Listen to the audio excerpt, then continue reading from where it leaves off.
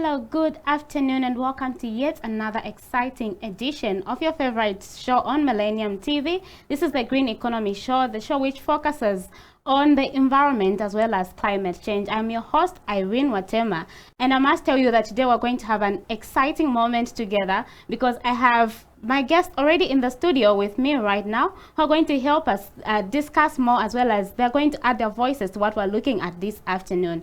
Well, on the show today, we're looking at the impact of the environmental impact rather of mining in Zambia. So this has to do with the issue of the topic which has been hot in the media recently, the issue to do with mining in the Lower Zambezi. So we've just brought in expertise, people that are going to help us to understand the environmental impacts to do with mining in Zambia. We're not really looking at the Lower Zambezi per se. We just want to look at the environmental impact of mining in Zambia. So we have one of the expertise in the studio who is going to help us understand more, as well as share with us the benefits of mining, in as much as there are many opinions. Many people have added their voices to it, others have voiced out, others agreeing with the others agreeing with the stakeholders, different stakeholders, that mining in the Lower Zambezi should take place. Others are saying no to this. Others are calling on the president to actually put a stop to this. But well, let's get it from an expert point of view. What the impact is for mining in Zambia, like what it has to do with the environment, as well as what benefits does it bring to our country, as well as to the environment. And also we'll try and understand and see if animals and mining can coexist in the same area. My name is Irene Watema, as I mentioned earlier. My guests in the studio, I would just allow them to introduce themselves. They're from the Lusaka Environmental Health University, which is just like next to where we are. So if you haven't heard about them, well, this is an opportunity for you to get to know and hear more about them. Good afternoon and welcome to the program. Good afternoon. Thank you. Thank Good you. afternoon, viewers. Afternoon. All right, so I'll start with you. Maybe just introduce yourself, as well as tell us a bit about yourself and also Lusaka Environmental Health University, because I want our viewers, our audience out there, to get to know it, that we have people that we've brought in, people that are going to help us discuss this topic as well as understand it better, because they're the ones that have the knowledge about what we're talking about today. Okay. So my name is Sijile Mapanda, and I am the head of public relations and marketing at Lusaka Environmental Health University. Okay. Yes. My name is Sam William Piri. I am the head of training at the university. All right, so we kickstart the program. Let's get right into it. We're looking at the environmental impact of mining in Zambia.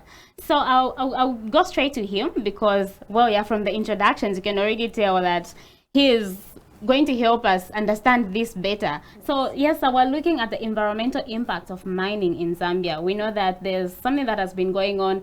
The issue to do with mining in the Lower Zambezi has been a topic of interest. Many voices, so many people adding their opinion to it. But we'd want to get it from an expert point of view. As from you, sir, like what are some of the environmental impacts to do with mining? Thank you so much. Right from the outset, I would like to mention that I'm not a mining expert. I am an environmental health expert. However, mining has an impact on environmental health. So naturally, mining is our interest as environmental health officers.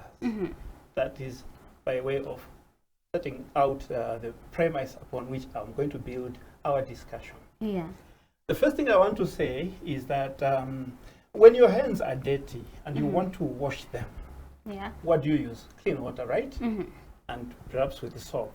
As you are washing your hands, something is getting dirty. You're cleaning your hands, but Yes. something else is getting dirty. The water is getting dirty. So you should always remember that any time you want something cleaned up, something will get dirty. Why have I come up with this? I would like you to know that when you are trying to do mining, you are destroying something else. So mining is a good thing, a very, very good thing. Look at it this way. Zambia is one of the largest mining countries in the world. Yes. And mining accounts for 9.9% of our GDP. Our exports, 78% of our exports are from the mining sector, which other people call the extractive industry. Extractive because you extract something from the ground. So the process of extracting degrades the environment. Yeah. Right? Yes. But we derive benefits. So if you just look at the what accrues to the country because of mining, it's so significant. So we now know, okay, there's a lot of good that comes from mining. But it also comes with a lot of what? Bad. Damage. Yeah. Bad to the environment. Yes. So really, the whole thing is about finding a way of mining in such a way that you limit the amount of damage while maximizing the benefits that accrue from mining. So more or less coexisting Okay. with mining. Right. All right. So, Okay. like I said, we are coming from the environmental health, Yes. profession. So what we do with the first, I would like first of all to break down the word environment, so that Yes. you then understand why we actually are here talking about mining. Yes. The word environment is actually a French word. It's derived from the word environia, meaning surround. So you can also call environment the surrounding. So our environment is made up of things like the atmosphere, right? Atmosphere. Then you also have what the scientists would like to call the lithosphere, Okay. which is the earth and its layers, right?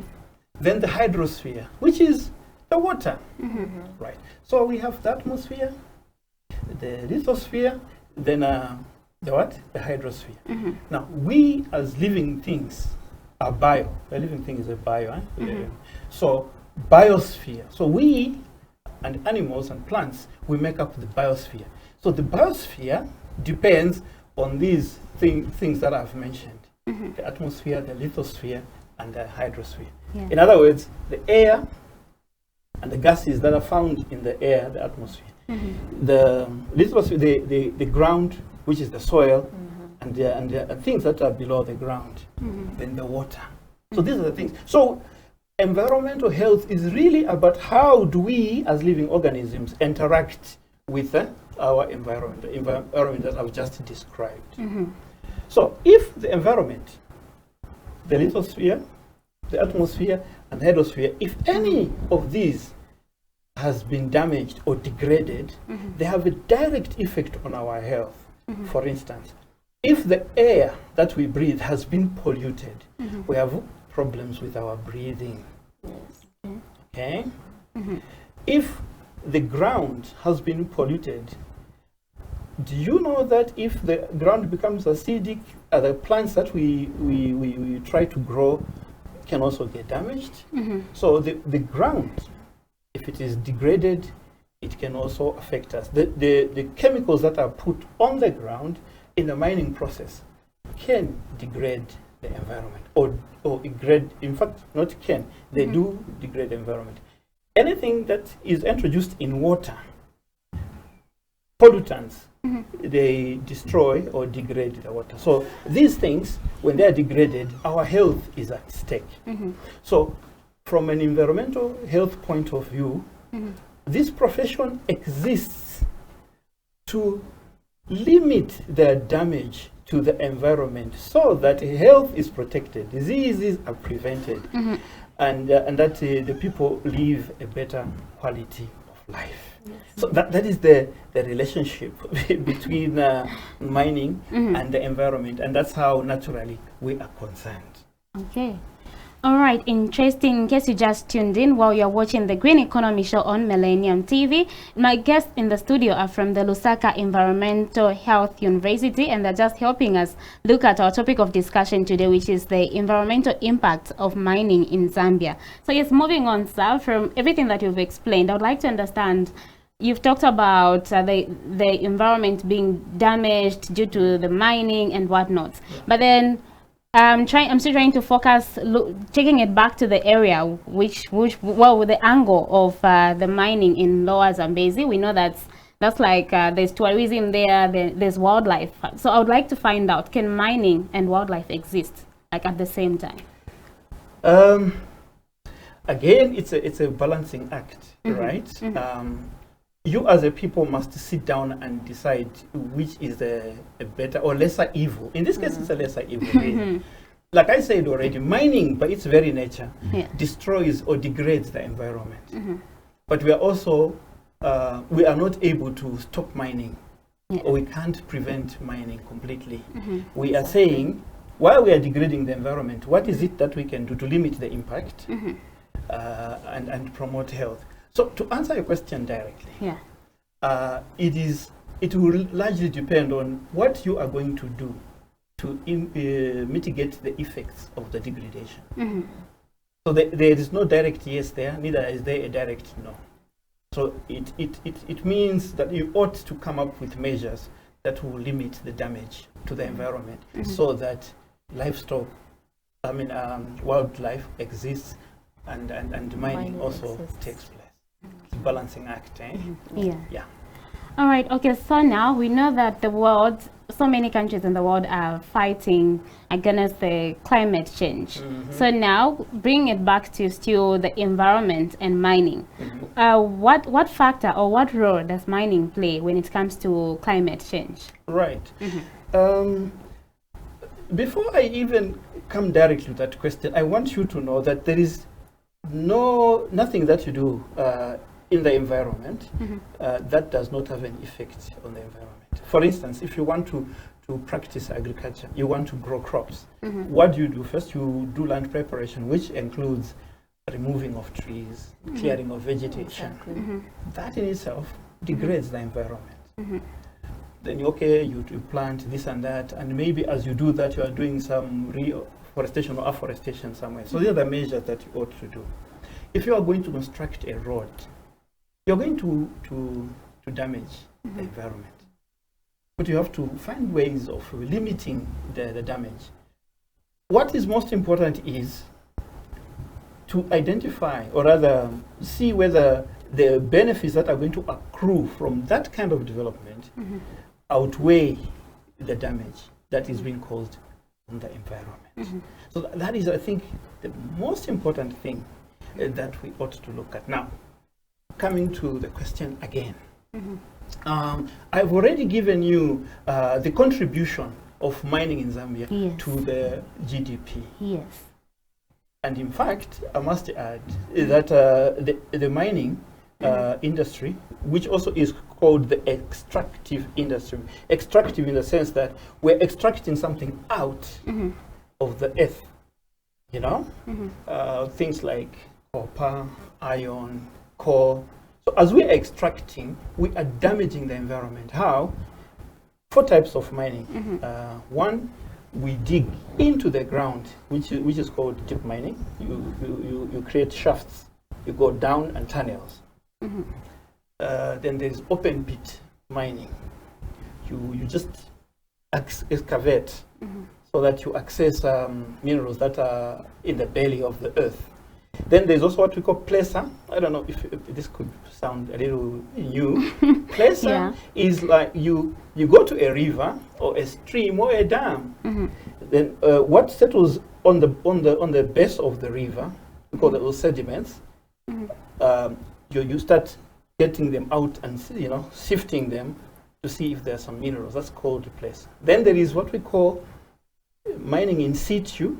Mining in situ is the kind of mining for things like uranium, for instance. Where you find it, you dissolve it. But the bottom line is that you are accessing these mines in the belly of the earth, and you are actually breaking the soil, excavating, and even after the mining exercise, you leave land that has been degraded. We actually, I don't know, some of the people that have been to mining towns, they know what I'm talking about.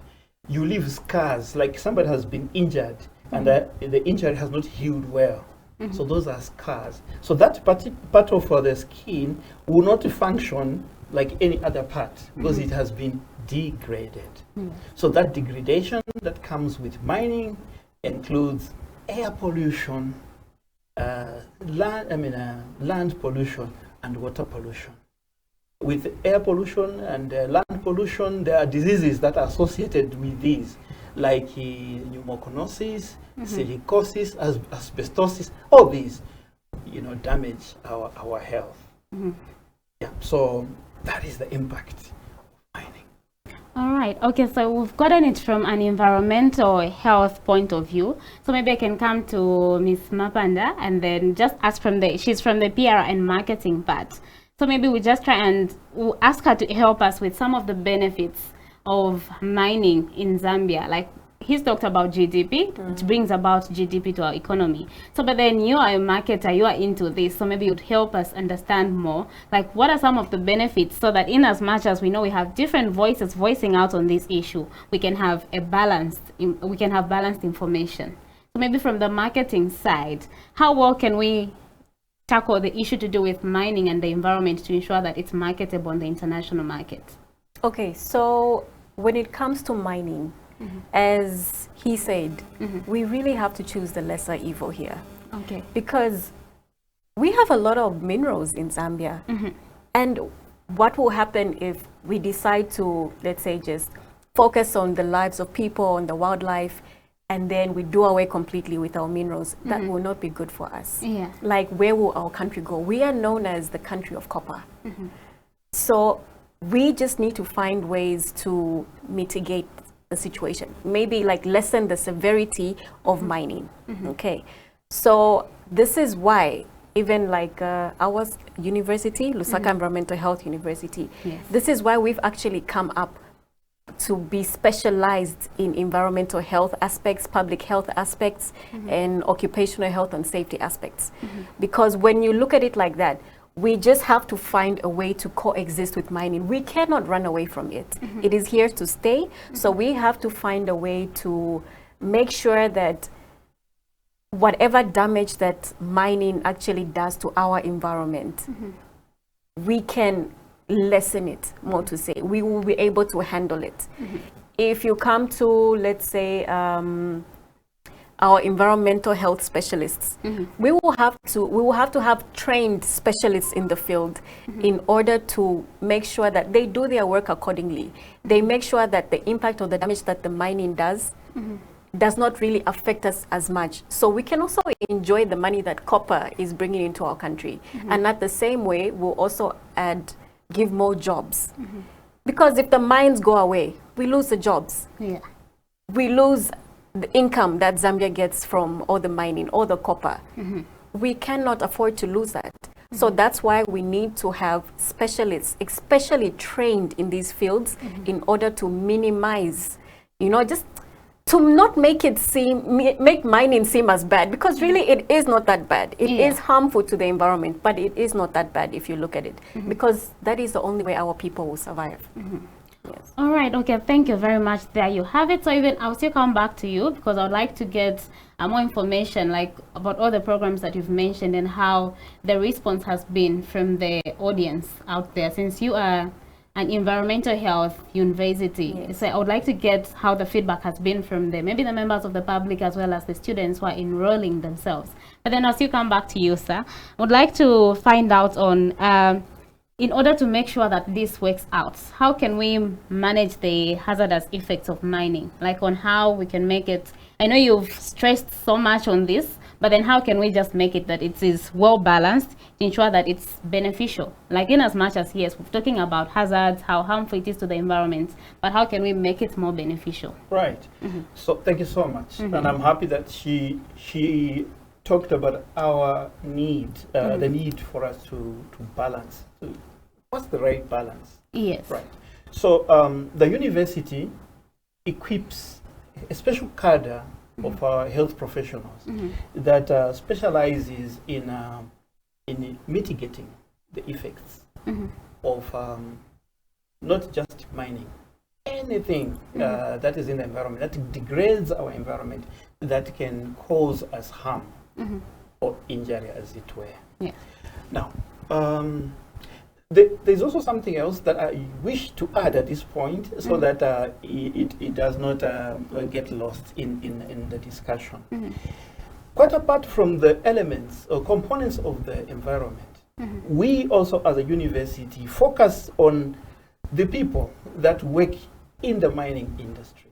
We would like to ensure that they are safe. They are working in an environment that is safe. So we call that occupational health and safety.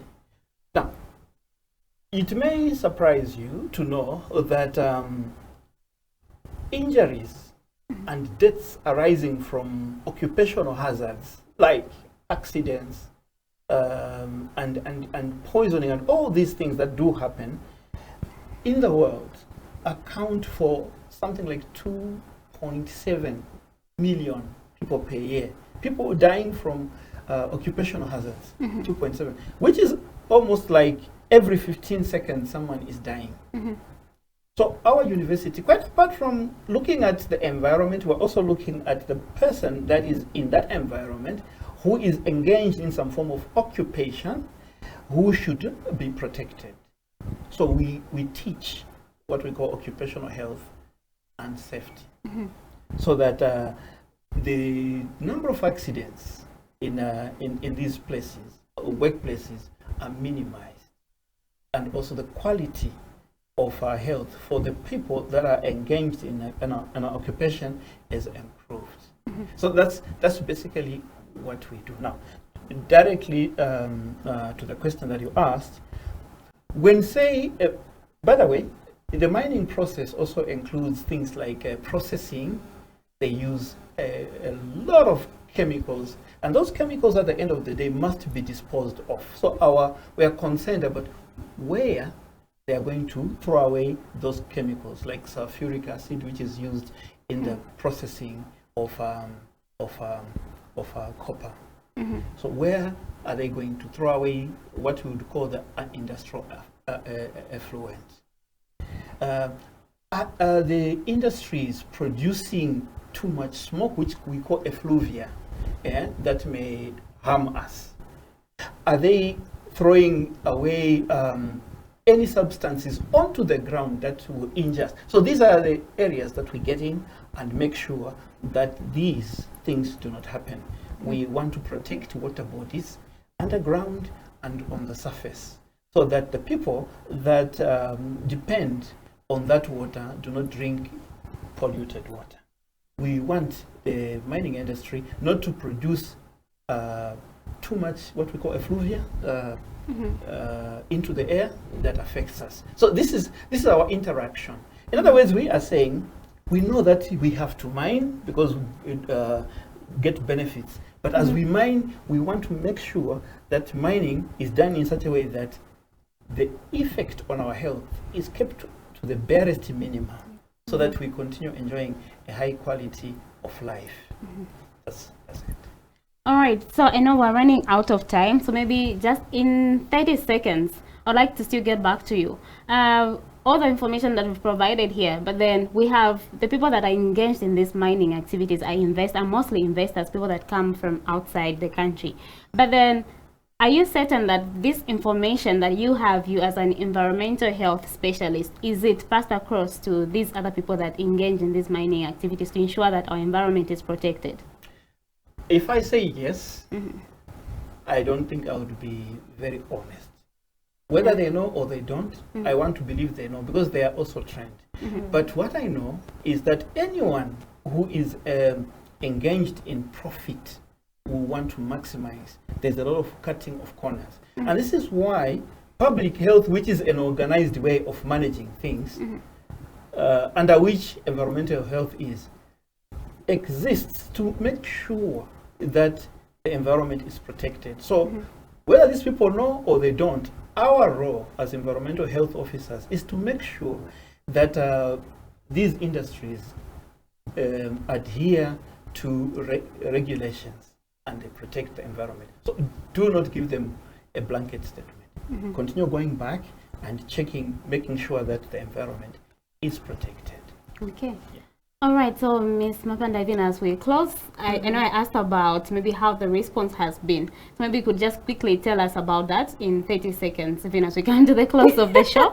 And then I'll ask for your recommendations, any recommendations that you'd make to these mining industries. I know we still have these issues, will still keep going on, because just yesterday we had like a consortium of civil society organizations going to the court, writing to the Attorney General that this issue should be put to a stop, like they don't want the mining to go on in the lower Zambezi. So maybe you could just give any recommendations to the mining institutions as well as to the people of Zambia. I know you've provided so much information, which is very beneficial to the members of public, which is going to help everyone who is voicing out on this issue to know that in as much as, yes, we do not want this to happen, but there are also benefits and there's a certain way that this can work out. So just ask for recommendations, even as she gives her final remarks, as well as just talk a little bit more about Lusaka Environmental Health University.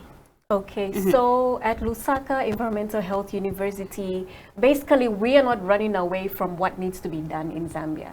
We are here to lessen the impact. We are here to make sure our Zambian people have a very good and healthy environment to live in. We understand that all these things need to be done. Mining needs to be done. So we at Lusaka Environmental Health University are here to train the specialists in order to lessen the evil that is happening in our community. So we are here to make things better. The courses that we offer are very, very specialized, and we will definitely have a better Zambia with that. All right, great. So your recommendations, Ivan, as we come to the close of the program. Thank you so much. First and foremost, activism for the protection of the environment is excellent. I like people that want to protect the environment. However, as perhaps I said earlier, we all must recognize the fact that some of the things are necessary evils. And I think my recommendation really is that before we say this mine should go ahead or it shouldn't, we must take the trouble of looking at the research that has been done. What does the impact assessment say? And if the impact assessment said this mine should not go ahead, then later it says let it go ahead, we must try and understand what has caused the shift. In other words, for us to discuss intelligently, we must understand exactly what is behind this. Over and above, our university does not exist to promote the mines. Neither do we exist to work against the mines. We are an institution that says, should we allow mining to go ahead, we must make sure that this industry does not degrade the environment to a point where we do not have, the environment is no longer productive sustainably. So that is basically why we exist. So our job really is to train the kind of cadre, the environmental health specialists that will help protect the environment. All right, there you have it. I wish we could go on and on, but then this has been a very beautiful discussion, and I know even your viewers out there have been educated on one or two things, because a lot of information has been brought out. As you know, the green economy will focus on issues to do with the environment as well as climate change. I know we'll still have them in studio, maybe probably next week or the other week, but we'll still keep going, because our focus and interest is to inform you, our viewers out there, on what's happening with our environment as well as the different changes, day-to-day changes that have to do with the climate change, so that you ensure that you know how to take care of your environment as well as contribute and make benefits as well as with everything that's happening around you, because everything around you, as you've heard from him, can bring benefits. We're talking about mining and the dangers to do with it, but then when we make it less harmful, it's actually very beneficial. It adds to our economy, improves on our GDP, as well as brings a lot of benefits for the country. This has been the Green Economy Show on Millennium TV. Catch us again next week, same time, same place. My name is Irene Watema. For now, on behalf of our guests, we're out.